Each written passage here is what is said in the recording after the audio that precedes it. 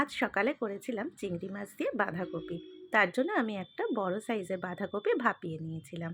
আর নিয়েছিলাম দুটো বড় সাইজের আলু ডুমো ডুমো করে কেটে। আর দুটো মিডিয়াম সাইজের পেঁয়াজ কুচি করে কেটে নিয়েছিলাম।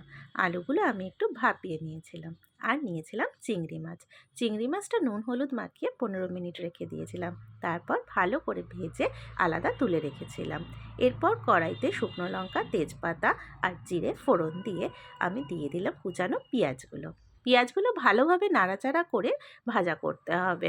একটু বাদামি রঙের হয়ে এলে দিয়ে দিয়েছিলাম একটা বড় সাইজের টমেটোটা একটু গলে এলে দিয়ে দিয়েছিলাম একে একে আদা বাটা, জিরে গুঁড়ো, হলুদ গুঁড়ো।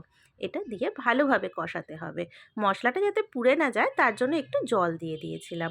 মশলাটা খুব সুন্দরভাবে কষিয়ে দিয়ে দিলাম আমি ভাপানো বাঁধাকপিটা দিয়ে দেখো ভালোভাবে নাড়াচাড়া করছি যাতে মশলাগুলো ভালোভাবে মিশে যায় বাঁধাকপির সাথে। এরপর দিয়েছিলাম পরিমাণ মতো নুন আর একটু লঙ্কার গুঁড়ো। আমার আগেই কাঁচা লঙ্কা দেয়া ছিল, তাই লঙ্কার গুঁড়োটা খুব সামান্যই দিলাম। এরপর দিয়ে দিয়েছিলাম ভাপানো আলুগুলো আমি পরেই দিলাম, যেহেতু আগে ভাপিয়ে রেখেছিলাম তাই সেদ্ধ হতে কোনো রকম অসুবিধা হয়নি। এরপর বাঁধাকপিটা ভালোভাবে হয়ে এলে দিয়ে দিয়েছিলাম ভাজা চিংড়ি মাছটা দিয়েও খুব ভালোভাবে মিশিয়ে দিতে হবে, যাতে মশলার সাথে আর বাঁধাকপির সাথে চিংড়ি মাছটা ভালোভাবে মিশে যায়। অনেকটা জল উঠেছিল, এই জলেই বাঁধাকপিটা রান্না হয়ে গেছে। জলেতে একেবারে মজে গেছে বাঁধাকপিটা। চাপা ঢাকা দিয়ে দিয়েছিলাম তো সেই জন্য।